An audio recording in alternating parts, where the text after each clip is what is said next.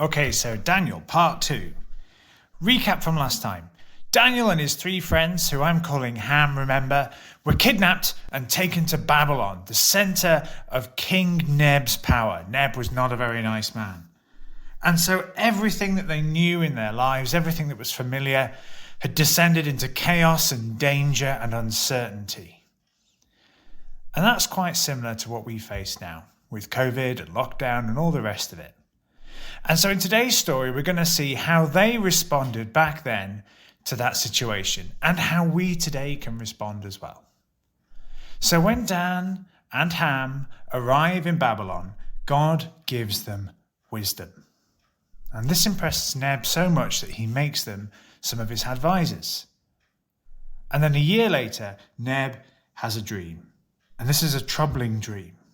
And so he calls all of his advisors and his wise men, including Dan and Ham, to come and explain what his dream means.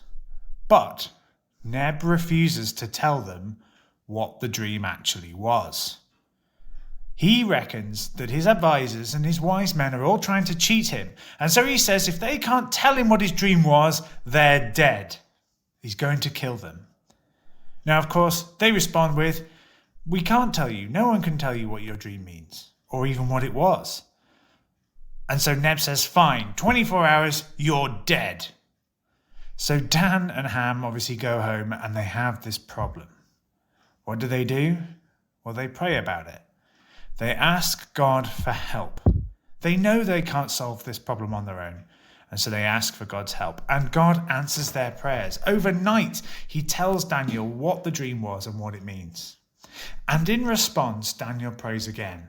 He thanks and praises God for helping him. This is what he says. I'm going to read directly now from the book of Daniel, chapter 2, verses 20 to 23. So this is Daniel's prayer. Then Daniel praised the God of heaven and said, "Praise be to the name of God forever and ever. Wisdom and power are his. He changes the times and seasons. He sets up kings and deposes them. He gives wisdom to the wise and knowledge to the discerning. He reveals deep and hidden things. He knows what lies in darkness, and light dwells with him. I thank and praise you, O God of my fathers. You have given me wisdom and power. You have made known to me what we asked of you, and you've made known to us the dream of the king." So that's Daniel's prayer. It's brilliant. He thanks God. But did you also notice it shows that Daniel knew, even before he prayed the first time, 2 things about God which helped him with the situation. Daniel, firstly, realized God's power. He said that God sets up kings and deposes them. Daniel knows that God has ultimate authority over all kings, including Neb. No matter how crazy or unhinged Neb might be and powerful that he is, God is more powerful and in more control. God could get rid of Neb in a blink if he wanted. And so God has the power and the strength to deal with Daniel's situation. But secondly, Daniel also realized God's wisdom, because all that power is useless if God isn't wise as well. And he said this, "God knows what lies in darkness, and light dwells with him." So Daniel knew that God understood the darkness, but he himself was not the darkness. God knew Neb's evil plans and all the sin that was in him. But God was light. He understood the dark, but he could deal with it. And he had the power to deal with it.